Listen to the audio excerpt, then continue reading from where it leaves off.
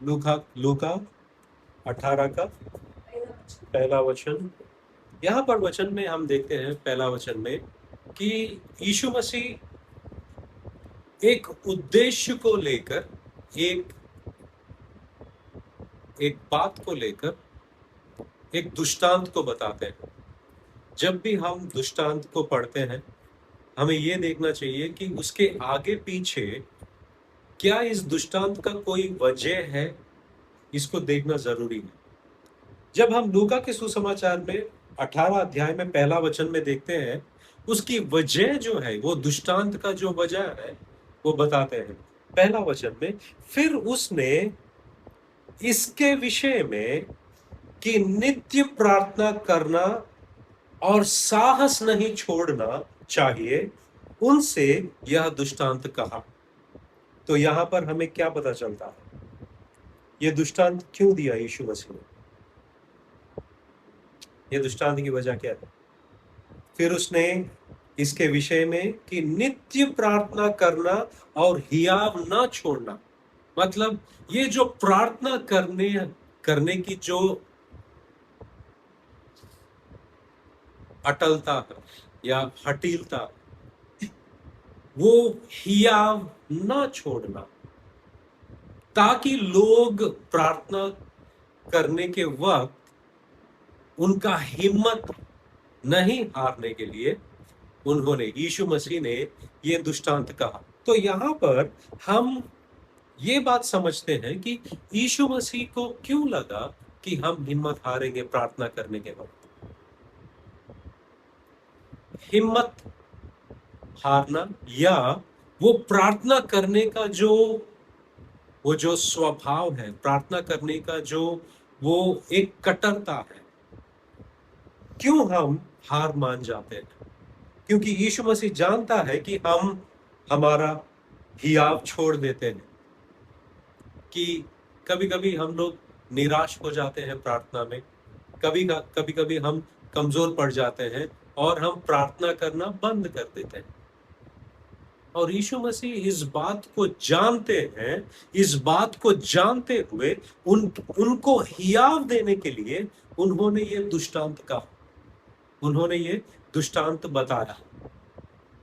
कितने लोगों ने प्रार्थना में अपनी उम्मीद को खो बैठे? कितने बार? हम सब ने कभी ना कभी किसी चीज के लिए प्रार्थना करते करते हमने अभी हार मान लिया, हमारी हिम्मत टूट गई और हम पीछे हट गए और प्रार्थना करना बंद कर दिया। और परमेश्वर इस बात को जानता, तो फिर उस वक्त क्या करना चाहिए? मैं जब ये लूका के सुसमाचार को देख रहा था, लूका के सुसमाचार में लूका जो है, जब ये सुसमाचार को लिख रहा था, यीशु मसीह के प्रार्थना के जिंदगी के बारे में उन्होंने ऐसा दिखाया कि कहीं पर भी यीशु मसीह प्रार्थना को हल्के में नहीं लिया। प्रार्थना को कभी भी उन्होंने हल्के में नहीं लिया। क्यों? वो परमेश्वर है और परमेश्वर के पुत्र है, उनको प्रार्थना करने की क्या जरूरत है? वो चुटकी बजा दिए तो चीजें हो जाती है। अगर उनको एक हाथ ऐसे फेर दिया तो सब कुछ हो जाता है। उनके लिए असंभव कुछ नहीं है। मगर लूका के सुसमाचार में कुछ बातों को जब हम देखते हैं, तो उन बातों में हमको दिखाई देता है कि यीशु मसीह प्रार्थना को हल्के में नहीं लिया।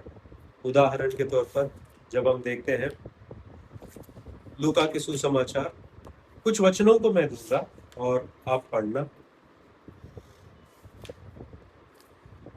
लूका के सुसमाचार में तीसरे अध्याय में, लूका के तीसरे अध्याय में और 21वां वचन जब हम देखते हैं, वहां पर यह लिखा है कि बपतिस्मा लेने के बाद में, जब सब लोगों ने बपतिस्मा लिया और यीशु भी बपतिस्मा लेकर क्या कर रहे थे? वो प्रार्थना कर रहे थे। क्या कर रहे थे वो? प्रार्थना। उन्होंने बपतिस्मा लेने के बाद में बाहर आकर उन्होंने ये नहीं कहा कि हे पिता मेरा हो गया, अभी आपका जो करना है करो। उन्होंने ऐसा नहीं कहा, मगर बपतिस्मा लेने के बाद में बाहर आया और वो प्रार्थना करने लगे। तो आकाश खुल गया और पवित्र आत्मा शारीरिक रूप में कबूतर के समान उस पर उतरा। तो वो क्या कर रहे थे? यीशु मसीह क्या कर रहे थे? प्रार्थना कर रहे थे। दूसरा वचन हम पढ़ते हैं 5:16। जब हम 5:16 पढ़ते हैं, 15 और 16 दोनों पढ़ते हैं, परंतु उसकी चर्चा और भी फैलती गई और भीड़ की भीड़ उसकी सुनने के लिए और अपनी बीमारियों से चंगा होने के लिए इकट्ठी हुई। परंतु वह जंगलों में अलग जाकर प्रार्थना किया करता था। मतलब यहां पर लूका ये नहीं कह रहा है कि उन्होंने अलग जंगल में जाकर प्रार्थना किया, ऐसा नहीं कहा। उन्होंने कहा कि परंतु वह जंगलों में अलग जाकर प्रार्थना किया करता था। मतलब ये उनकी जीवन की शैली थी। मतलब भीड़ बहुत है, वहां पर सब भीड़ इकट्ठा हुई है, मगर यीशु मसीह ये नहीं सोचे कि भीड़ को मेरी जरूरत है तो मैं अकेले क्यों जाऊं, उनकी जरूरतों को पहले पूरा करूंगा फिर मैं चले जाऊंगा। उन्होंने ऐसा नहीं सोचा, मगर उन्होंने ये किया कि भीड़ को छोड़कर वो परमेश्वर के साथ में, अपने पिता के साथ में अलग जंगलों में जाकर, वहां पर लिखा है कि प्रार्थना किया करता था।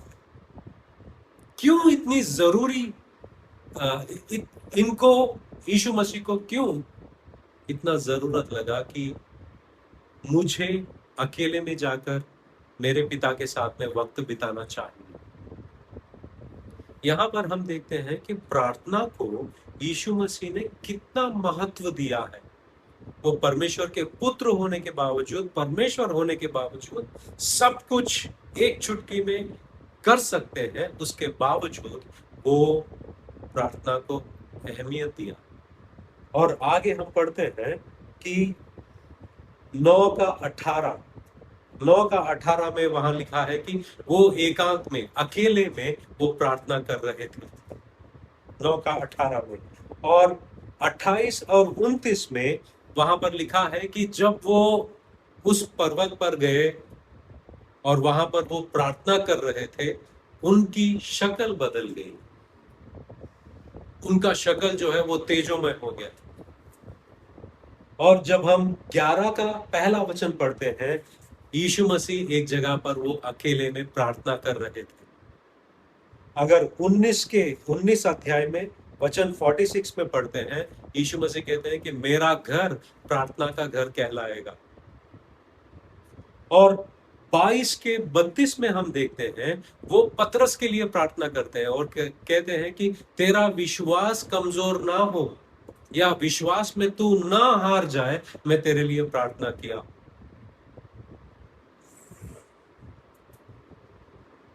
और 44 में हम पढ़ते हैं कि वो घुटनों पर जाकर प्रार्थना किए और जोर से उन्होंने प्रार्थना किया और लगातार वो प्रार्थना करते रहे।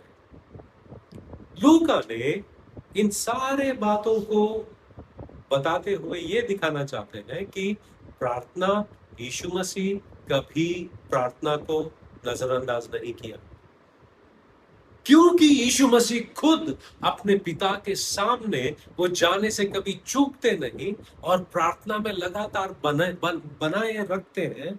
और इब्रानियों की पत्री में ये लिखा गया है कि यीशु मसीह इंसान के हर एक कमजोरी किस तरह होती है और लालसा किस तरह से होती है, वो सारे चीजों से वो गुजर चुका है और वो जानता है। और इस बात को भी जानता है कि प्रार्थना में हम कमजोर पड़ते हैं, प्रार्थना में हम हार मान जाते हैं। वो जानते हुए यीशु मसीह एक दृष्टांत को बताते हैं। लूका के 18 में 2 जगह पर हम दृष्टांत को देखते हैं, लूका के 11 में और लूका के 18 में। लूका के 11 में शिष्य आते हैं, यीशु मसीह को पूछते हैं कि हमें प्रार्थना करना सिखा। हमें क्या सिखा? प्रार्थना करना सिखा। तब यीशु मसीह उनको वो प्रार्थना सिखाते हैं जिसे हम प्रभु की प्रार्थना कहते हैं। उसके बाद में वो एक दृष्टांत देते हैं। 11 में जाते हैं, लूका का 11।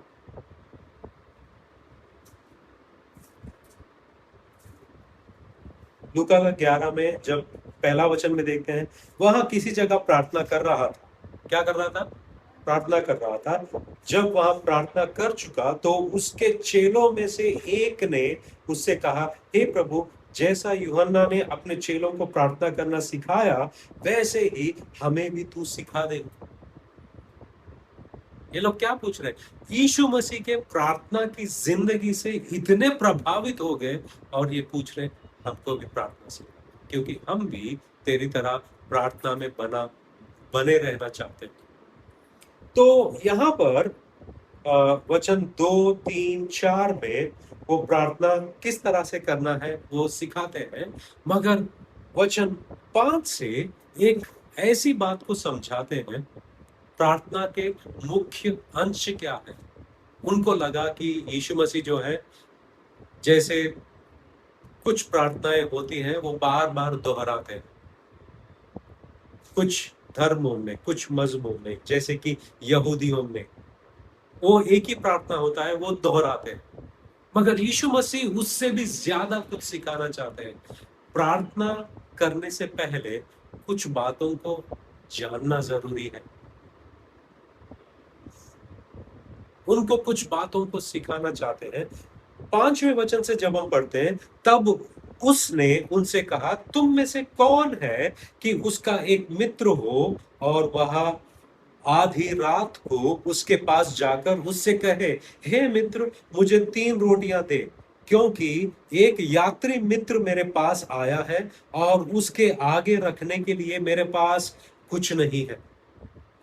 मेरे पास कुछ नहीं है और वह भीतर से उत्तर दे, मुझे दुख न दे। अब तो द्वार बंद है और मेरे बालक मेरे पास बिछौने पर है, इसलिए मैं उठकर तुझे दे नहीं सकता। मैं तुमसे कहता हूं, यदि उसका मित्र होने पर भी उसे उठकर ना दे, तो भी उसके लज्जा छोड़कर मांगने के कारण उसे जितनी आवश्यकता हो उतनी उठकर देगा। और मैं तुमसे कहता हूं कि मांगो तो तुम्हें दिया जाएगा, ढूंढो तो तुम पाओगे, खटखटाओ तो तुम्हारे लिए खोला जाएगा। क्योंकि जो कोई मांगता है उसे मिलता है, और जो ढूंढता है वह पाता है, और जो खटखटाता है उसके लिए खोला जाएगा। तुम में से ऐसा कौन पिता होगा कि जब उसका पुत्र रोटी मांगे तो उसे पत्थर दे, या मछली मांगे तो मछली के बदले उसे सांप दे, या अंडा मांगे तो उसे बिच्छू दे। अतः जब तुम बुरे होकर अपने बच्चों को अच्छी वस्तुएं देना जानते हो, तो स्वर्गीय पिता अपने मांगने वालों को पवित्र आत्मा क्यों न देगा। यहां पर प्रार्थना से बढ़कर यीशु मसीह कुछ बातों को सिखा रहे हैं। क्या सिखा रहे हैं? यहां पर एक दृष्टांत दिया, और ये ऐसा ही दृष्टांत हम लूका के 18 में पढ़ते हैं। वहां पर एक न्यायी होता है और वो दुष्ट न्यायी होता है, और एक विधवा होती है। विधवा बार बार जाकर उनका दरवाजा खटखटाती है और वो पूछती है, वो मांगती है कि मेरा न्याय कर, मेरा और मेरा विरोधी का न्याय कर। क्योंकि वो, और वहां पर वो दुष्ट न्यायी के बारे में ऐसा बताया जाता है कि वो ना तो इंसानों से डरता है, ना तो वो परमेश्वर से डरता है, मगर ये विधवा जो है बार बार मुझे लगातार पूछ रही है और इसका मैं तुरंत हल कर दूं। और यीशु मसीह कहते हैं कि तुम्हारा पिता क्या तुम्हें नहीं देगा? जब वो आएगा, जब यीशु मसीह आएगा, क्या वो विश्वास पाएगा? इनमें से हम कुछ बातों को देखते हैं। ये दोनों दृष्टांत जो है लगभग सेम है, मगर कोई भी जब हम दृष्टांत को देखते हैं, उन दृष्टांत में एक होता है समानता और दूसरा होता है अंतर। अगर समझो समानता की बात करें, जैसे एक माँ अपने बेटे को संभालती है, वैसा तेरा परमेश्वर तुझे संभालता है। क्या है ये? समानता। मगर ये जो दो दृष्टांत है, ये समानता की नहीं, अंतर की है। लूका के 11 में और लूका के 18 में दो लोग हैं। एक मित्र है जो सो गया है और बहुत सारे बहाने बना रहा है, और वहां पर एक दुष्ट न्यायी है और वो किसी से डरता नहीं। यहां पर अंतर क्या है? यीशु मसीह कहना चाहते हैं कि तुम्हारा पिता ऐसा नहीं है। पहला मुद्दा क्या है? तुम्हारा पिता जो है ऐसा नहीं है। तुम्हारा पिता जो है वो ऐसा है कि जो अगर आप लोग बुरे होने के बावजूद आपके बच्चों को अच्छे चीजें देना जानते हो, तो परमेश्वर कितना भला है, क्या वो अच्छे चीजें अपने बच्चों को नहीं देगा? जरूर देगा। एक, यीशु मसीह ये सिखाना चाहते हैं कि परमेश्वर का स्वभाव कैसा है। परमेश्वर का स्वभाव कैसा है। दूसरी बात, दूसरी बात क्या है? ये भी अंतर की बात है। अंतर ऐसा है कि हम वो विधवा जैसे नहीं है, ना तो हम लाचार, ये दोस्त की तरह नहीं है। ये दोस्त कहता है कि मेरे पास उसके सामने रखने के लिए कुछ भी नहीं है। हाँ, उसके पास कुछ भी नहीं है। और विधवा के पास भी वो न्याय के अलावा दूसरा कोई रास्ता नहीं, क्योंकि न्याय करने के लिए वही है और इसके पास मदद करने के लिए सिर्फ यही है। यहां पर एक समानता है, वो ये है कि हमारे पास सिर्फ और सिर्फ परमेश्वर ही है। हमारे पास कौन है? सिर्फ और सिर्फ परमेश्वर ही है। इसीलिए हम कहीं और नहीं जाते, सिर्फ और सिर्फ परमेश्वर के पास ही आते हैं। आपको पता है, काफी लोग परमेश्वर के बारे में गलत समझते हैं। उनका जो सोच, उनका जो विचार है परमेश्वर को लेकर, वो गलत है। इसलिए वो प्रार्थना में हार मान जाते हैं। वो ये कहते हैं कि परमेश्वर थोड़ी मेरा सुनेगा, परमेश्वर थोड़ी मेरा सुनेगा। मेरे से बेहतर कितने लोग हैं, अगर उनका ही नहीं सुनता है तो मेरा कहां सुनेगा? पहली बात, हम परमेश्वर के बारे में गलत सोच रखते हैं, इसलिए प्रार्थना में हार मान जाते हैं। और पर यीशु मसीह जो है उस गलत फहमी को दूर करना चाहता है। अगर ये दुष्ट लोग ऐसे हैं, फिर भी ऐसे दुष्ट होने के बावजूद भी वो मदद करने के लिए आए हैं, अगर आप टोकोगे तो आपके लिए क्यों खोला नहीं जाएगा? अगर आप मांगोगे तो क्यों नहीं दिया जाएगा? सिर्फ बात इतनी है कि आपके समझ में, आपके जहन में कुछ गलत चीजें बैठी है, उन गलत चीजों को निकालना है। एक, परमेश्वर के बारे में। दूसरी बात है कि क्या परमेश्वर और परमेश्वर ही एकमात्र केवल आपका जरिया है? ये दूसरी बात यह है कि इंसानों के पास काफी सारे जरिए होते हैं और उन जरियों को नजर में रखते हुए प्रार्थना को वो ज्यादा महत्व नहीं देते, क्योंकि मेरे पास ये है, मेरे पास वो है, मेरे पास वो जरिया है, अगर परमेश्वर ना भी करे तो मैं इससे ऐसे हासिल कर दूंगा, मैं ये कर दूंगा। और वो प्रार्थना में जो अटलता है वो दिखाई नहीं देती। जिस तरह से वो गिड़गिड़ाकर, वो जो प्रार्थना में हियाव बांधकर वो जो कट्टरता दिखाते हैं, वो नहीं दिखाते हैं। क्यों? हमारे पास बहुत सारे जरिए हैं। परमेश्वर के पास हम ऐसे जाएं कि परमेश्वर के अलावा हमारे पास दूसरा कोई जरिया नहीं। ये दूसरा मुद्दा। पहला, परमेश्वर के बारे में सही विचार रखना कि वो हमारा पिता है, वो हमारा परमेश्वर है। दूसरा, परमेश्वर के अलावा दूसरा कोई मददगार नहीं, परमेश्वर के अलावा कोई उद्धारकर्ता नहीं, परमेश्वर के अलावा दूसरा कोई सहायक नहीं।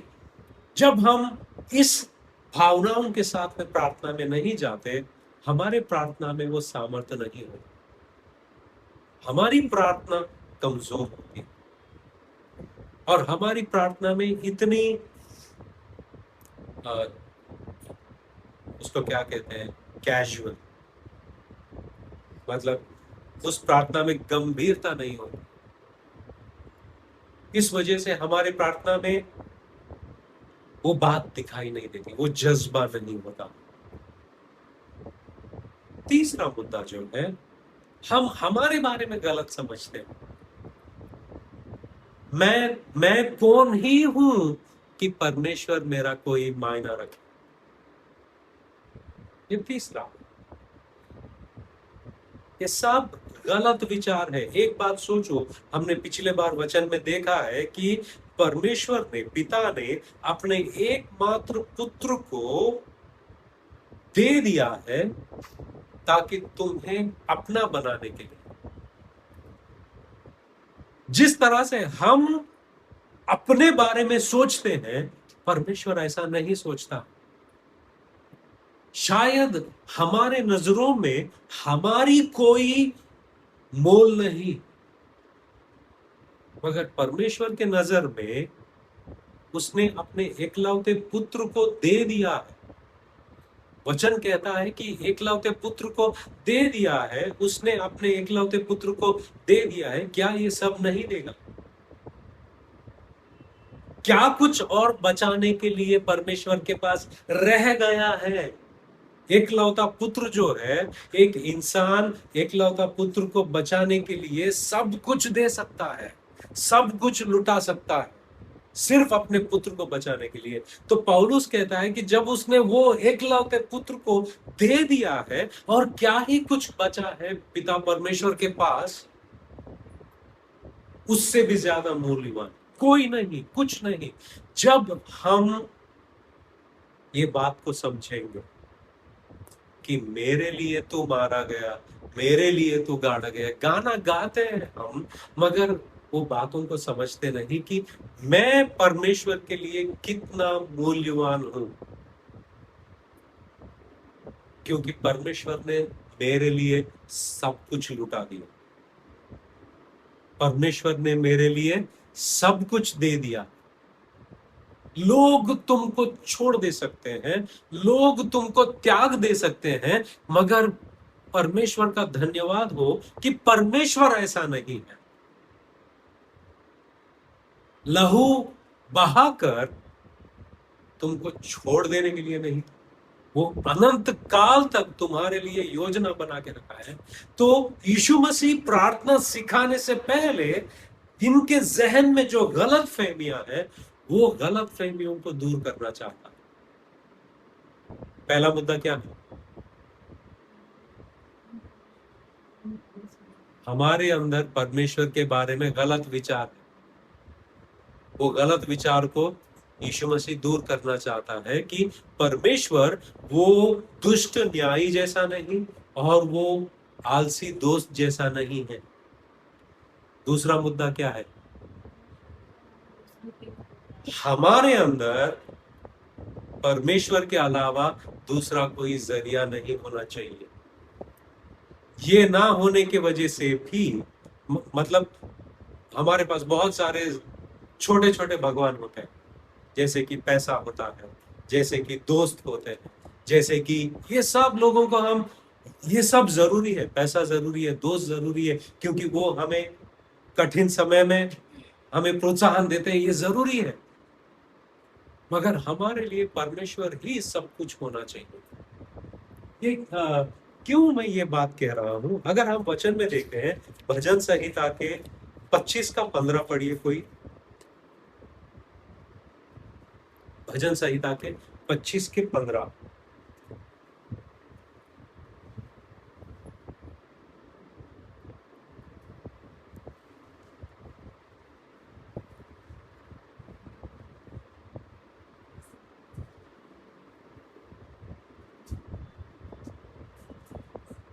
भजन संहिता के 25 के 15 में ये देखते हैं कि दाऊद कहता है,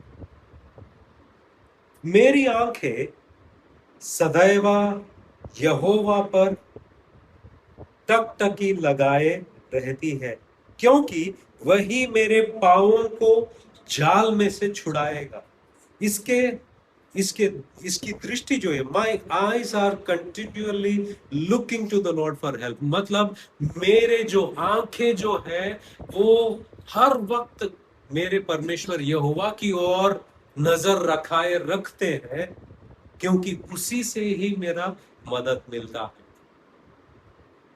सिर्फ, और ये तो राजा है, इसके पास तो बहुत कुछ, मगर ये कहता है कि सिर्फ मेरे आंखें जो है वो परमेश्वर पे ही है। दूसरा वचन हम पढ़ते हैं भजन संहिता के 105 के 4 में।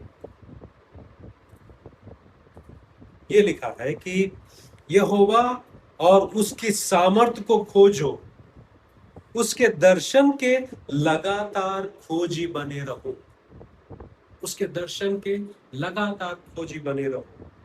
Look to the lord and his strength, seek his face constantly.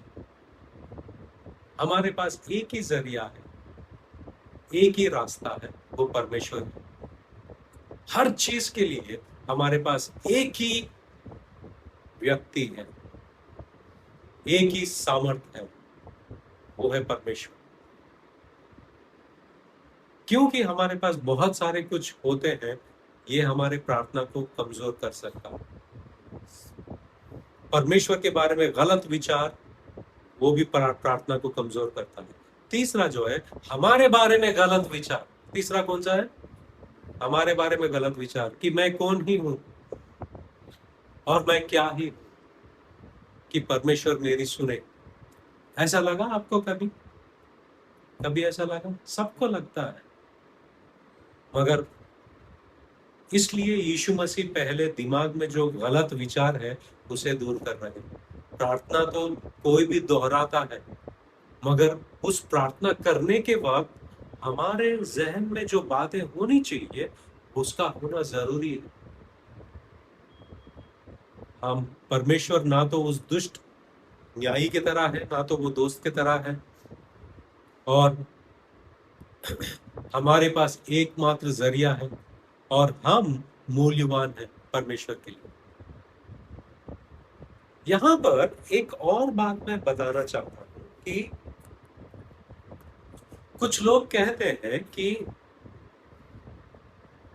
हम मूल्यवान हैं इसलिए यीशु मसीह हमारे लिए मरा। ये गलत, ये गलत है। हमारे पास कोई मूल्य नहीं था, हम कोई नहीं थे, वो मरकर हमें मूल्यवान बनाया, वो मरकर हमें कीमती बनाया, जिसके मतलब उसका कोई वजूद नहीं है, उसका कोई वैल्यू नहीं है, मगर उसको वैल्यूबल बनाया, बहुमूल्य बनाया परमेश्वर ने।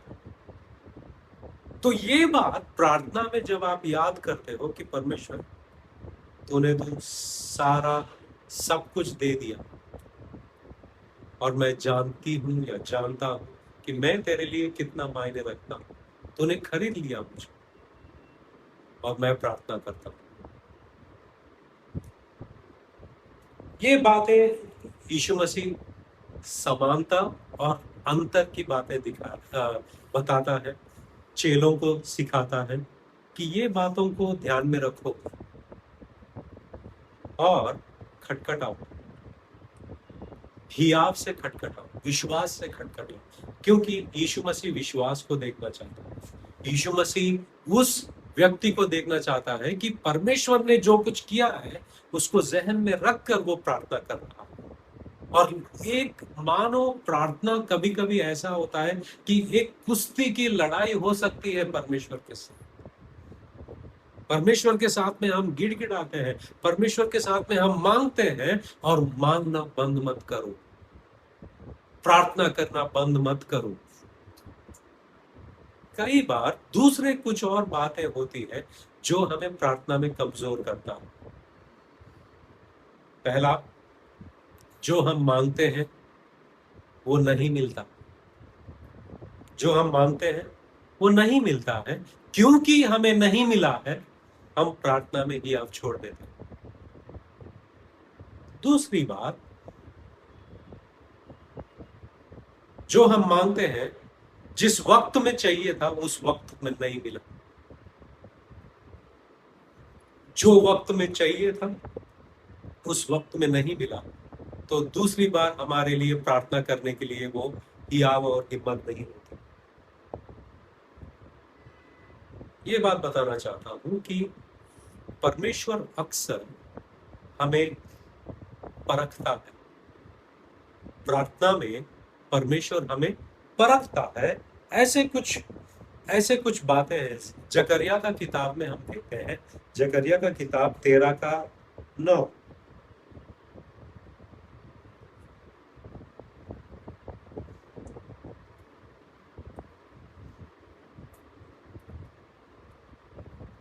तेरह का 9 में यहां पर एक बात लिखा है कि उस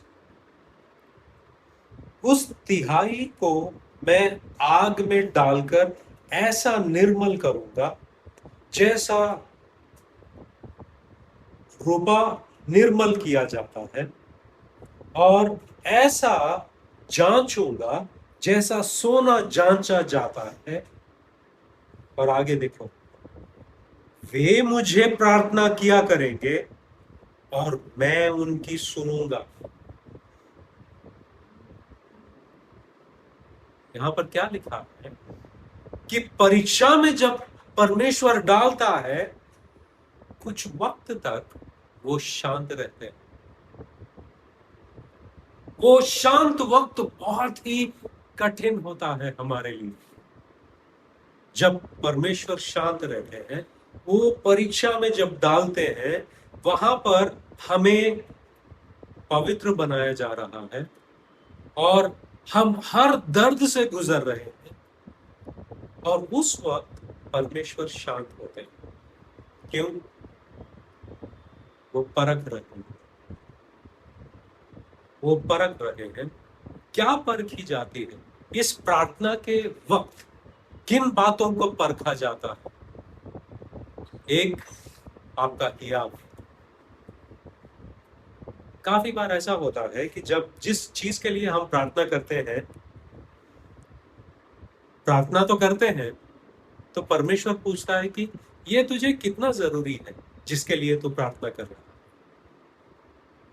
हमारी प्रार्थनाएं ऐसी होती है कि मिला तो मिला, नहीं तो नहीं। मिला तो ठीक, नहीं तो कोई बात नहीं। मगर क्या कभी ऐसा हुआ कि आपने एक प्रार्थना विनती को एक किताब में लिखा और उसके लिए हर दिन लगातार प्रार्थना करते रहे?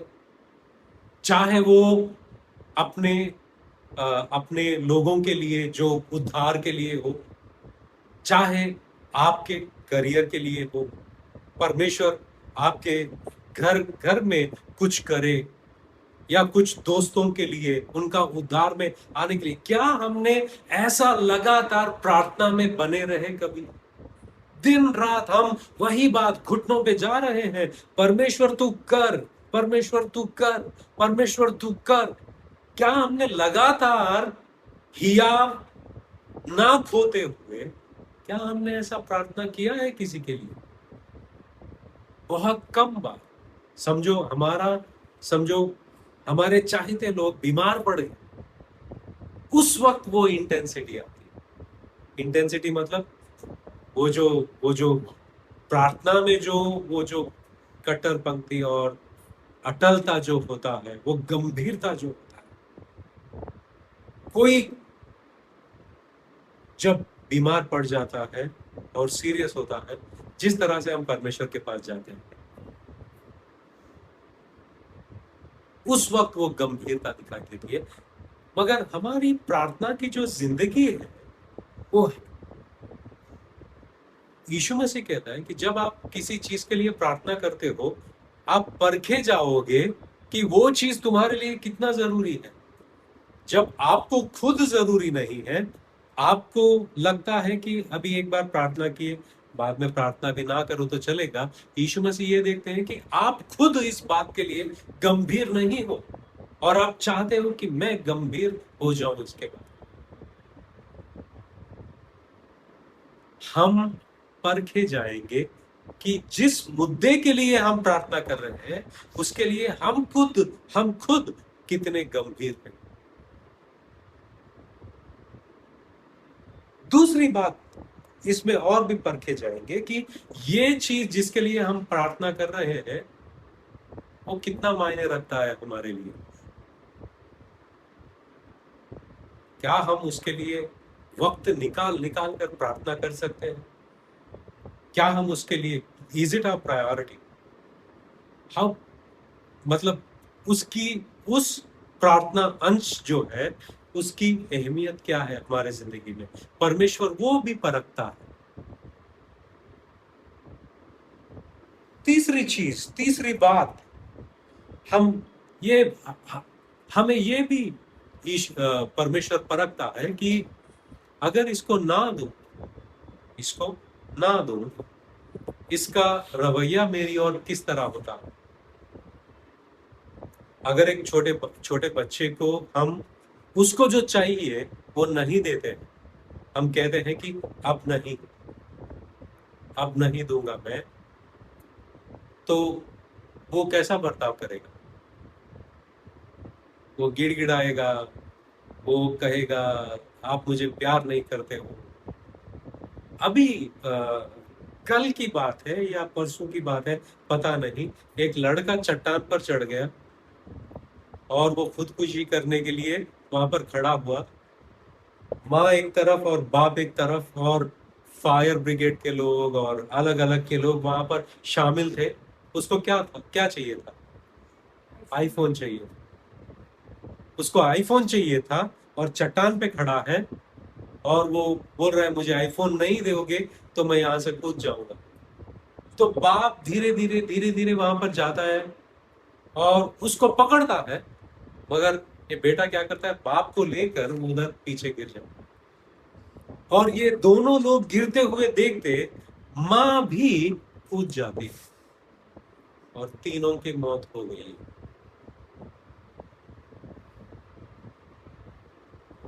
तीनों की मौत हो गई। जस्ट कल की बात है। यहां पर हम क्या देख रहे हैं कि जब परमेश्वर ना कहता है तो प्रार्थना करने में गलती नहीं है, क्योंकि पौलुस खुद कहता है रोमा की पत्री 8वें अध्याय में हमें क्या प्रार्थना करना चाहिए, कैसा प्रार्थना करना चाहिए, हम नहीं जानते। कौन कह रहा है? पौलुस कह रहा है। जो प्रार्थना करना जानता है वो इंसान कह रहा है कि हम नहीं जानते, मगर पवित्र आत्मा हमारे लिए मध्यस्थी कर रहा है, हमारे लिए प्रार्थना कर रहा है। यीशु मसीह हमारे लिए प्रार्थना कर रहा है, वो हमारा वकील है। और यीशु मसीह पिता के सामने हमारे लिए निरंतर प्रार्थना कर रहा है। पवित्र आत्मा हमारे लिए प्रार्थना कर रहा है। और हम खुद ऐसे हैं कि प्रार्थना में हमारी गंभीरता नहीं होती।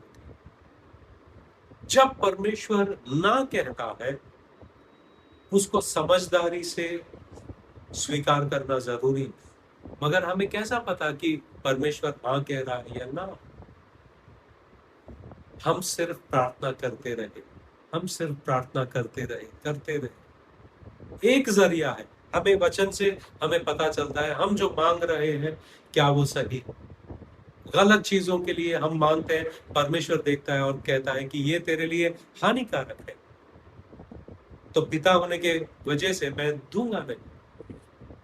पौलुस, क्या परमेश्वर ने कभी पौलुस को ना कहा? क्या परमेश्वर ने पौलुस की प्रार्थना को स्वीकार नहीं किया या ना कहा? हाँ, पौलुस 3 बार उसने प्रार्थना की और कहा कि मेरे शरीर में जो कांटा है उसे तो निकाल, और यीशु मसीह कहता है मेरा मेरा अनुग्रह तेरे लिए काफी है। मतलब ये कह रहा है कि वो रहना जरूरी है। मगर पौलुस रुका नहीं, वो प्रार्थना कर रहा था। हम प्रार्थना करना हमारी जिम्मेदारी है, प्रार्थना में लगे रहना हमारी जिम्मेदारी है। वो हाँ कहे या ना कहे, इस दोनों यीशु मसीह परमेश्वर और हमारे में हम लगातार प्रार्थना में बनाए रखने में परमेश्वर हमें वो ज्ञान देते हैं कि हम उसके अनुसार प्रार्थना करने लगे। क्या पिता परमेश्वर ने यीशु मसीह के प्रार्थना को ना कहा? कभी ऐसा हुआ कि पिता परमेश्वर ने यीशु मसीह के प्रार्थना को स्वीकार नहीं किया हो? उसने कहा अगर हो सकता है तो ये प्याला मुझसे निकल जाए, मगर यीशु मसीह पिता के चित्त के अनुसार वो अपने आप को सरेंडर करते हैं, लीन होते हैं। यीशु मसीह प्रार्थना किए, यीशु मसीह जानते थे कि ये हटेगा नहीं, मगर फिर भी प्रार्थना करने से रुके नहीं। तो हमें प्रार्थना में लगाए रहना है, प्रार्थना में लगे रहना है, प्रार्थना करना है। क्या लोगों का उद्धार में आना परमेश्वर की इच्छा है? हाँ, तो उद्धार के लिए प्रार्थना करो। क्या तुम्हारे जरूरतों को पूरा करना परमेश्वर की इच्छा है? हाँ, तो जरूरतों के लिए प्रार्थना करो। चंगाई परमेश्वर की इच्छा है? हाँ, परमेश्वर की इच्छा है, चंगाई के लिए प्रार्थना करो। बहुत सारी ऐसी बात है। हमारी प्रार्थना में गंभीरता नहीं होती है, और परमेश्वर चाहता है, यीशु मसीह चाहता है कि मैं रुका हूं तुम्हारी प्रार्थना की जवाब देने के लिए, तुम्हारे प्रार्थनाओं के जवाब देने के लिए, क्योंकि मैं वो दुष्ट न्यायी जैसा नहीं, ना तो मैं उस आलसी दोस्त की तरह नहीं। मैं तुम्हारा पिता हूं। पिता परमेश्वर कहता है कि मैंने मेरे एकमात्र पुत्र को दे दिया है तुम्हारे लिए। ये सब क्यों ना होते? क्योंकि हमारे अंदर गलत विचार है परमेश्वर के बारे में और हमारे बारे में, और किसके बारे में? परमेश्वर के बारे में, हमारे बारे में, और किसके बारे में? गलत विचार। हम क्या ही हैं कि परमेश्वर हमारी सुने? परमेश्वर नहीं सुनता हमारा। परमेश्वर तो इतना व्यस्त है। गलत फहमी को दूर कर रहा है यीशु मसीह इन दृष्टांतों के जरिए, और उन प्रार्थना करने से पहले इन बातों को ध्यान में रखना जरूरी है। और वो परखता है हमें प्रार्थना के दरमियान, और चाहता है कि हम प्रार्थना में कभी थके नहीं, प्रार्थना में कभी हमारा हियाव खोए नहीं। तो हम ऐसा कर सकते हैं कि जिन बातों के लिए हम प्रार्थना करना चाहते हैं, जिन बातों के या जिन क्षेत्रों में हमारे जिंदगी में परिवर्तन देखना चाहते हैं, एक नोटबुक ले सकते हैं आप, उस पर आपके विनतियों को लिख सकते हैं, और हर दिन वो वक्त उसके लिए दो कि उनके लिए प्रार्थना। कलीसिया के लिए प्रार्थना कर सकते हैं। ये जो कलीसिया है, इस कलीसिया के लिए एक दूसरे के लिए प्रार्थना कर सकते हैं। जैसे आपको पता चलता है कोई बीमार है, कोई ठीक नहीं। मैं अभी व्हाट्सएप ग्रुप बनाने वाला हूँ, अब तक ब्रॉडकास्ट पे है, मगर व्हाट्सएप ग्रुप बनाऊंगा और प्रार्थना विनती आपकी जो भी है उसमें डाल सकते हैं। और हर दिन मैं आप सभी लोगों के लिए प्रार्थना करता हूँ, हर दिन मैं प्रार्थना करता हूँ आप सभी लोगों के लिए, नाम ले लेकर प्रार्थना करता हूँ हर एक के लिए, ताकि परमेश्वर आपकी जिंदगी में करे। और मैं मानता हूं कि मेरी प्रार्थना परमेश्वर सुनता है और आपकी प्रार्थना को भी परमेश्वर सुनता है। जब तक आप ये इन बातों को विश्वास नहीं करोगे, आपके प्रार्थना में गंभीरता नहीं होती। जब आपका प्रार्थना का उत्तर नहीं आता है, आप जैसे एक छोटा बच्चा, उसके अंदर पेशेंस नहीं होता है। पेशेंस को क्या कहते हैं? सहन, सब्र नहीं होता। कई बार परमेश्वर हमारे सब्र को भी परखते हैं, मगर जो इंसान परमेश्वर के स्वभाव को जानता है, उसने क्या कुछ नहीं दिया मेरे लिए, हमारे लिए, वो बात जानता है। वो ये भी जानता है कि वो भला है और मैं उसका द्वार खटखटाते ही रहूंगा, उसका द्वार खटखटाते रहूंगा और मेरी आंखें उससे हटेगी नहीं। उसकी ओर मैं ताकते रहूंगा, उसकी ओर मैं देखते रहूंगा और दिन रात विनती करते रहूंगा।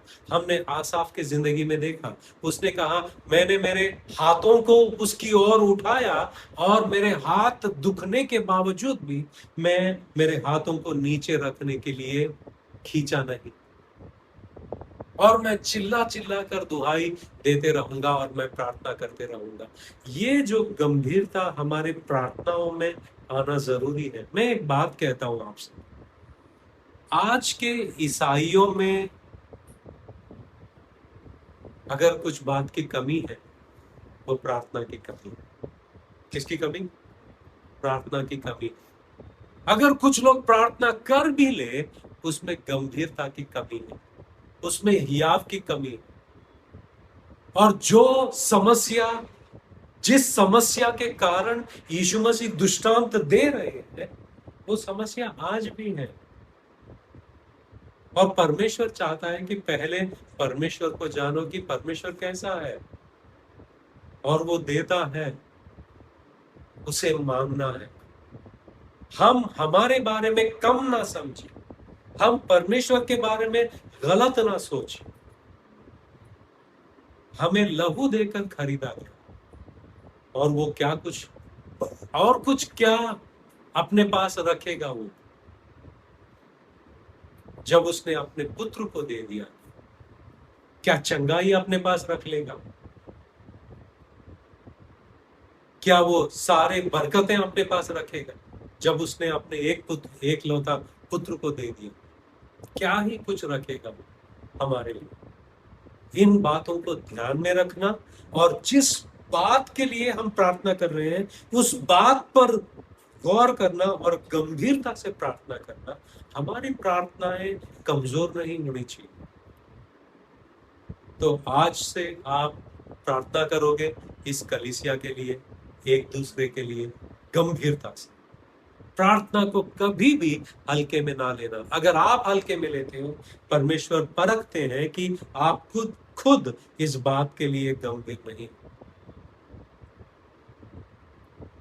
आइए हम प्रार्थना करते हैं। पिता परमेश्वर, हम तेरा धन्यवाद देते हैं प्रार्थना के बारे में आपने जो हमें सिखाया है परमेश्वर, इसके लिए हम धन्यवाद देते हैं। पिता परमेश्वर, इस वचन को हम याद रखें, इस वचन को और भी मनन करते रहें कि प्रार्थना में हम और भी कैसे बढ़े और हिम्मत ना छोड़े, गंभीरता से और भी कैसे प्रार्थना में अटलता दिखाए, हमें सिखाइए। यीशु मसीह के नाम से हम प्रार्थना करते हैं, आमीन।